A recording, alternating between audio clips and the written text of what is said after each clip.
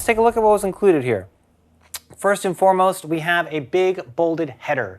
If you've ever watched our exact tax formatting estimates video, you know it's important to really organize and format our estimates. If we're going to tell a story, it's important to organize it around chapters and phases. And there's lots of different theories on how to organize it. We have our own, but we have a nice big bolded header here denoting the personal protective equipment section.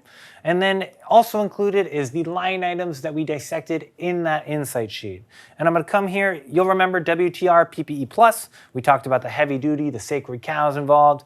Let's go ahead and click the F9 notes here and dissect those a little bit. So here was the example F9 note that was in our insight sheet. 1 suit prior to lunch, 1 suit after lunch. The calc listed out here, 2 techs times 2 suits per day times 2 days.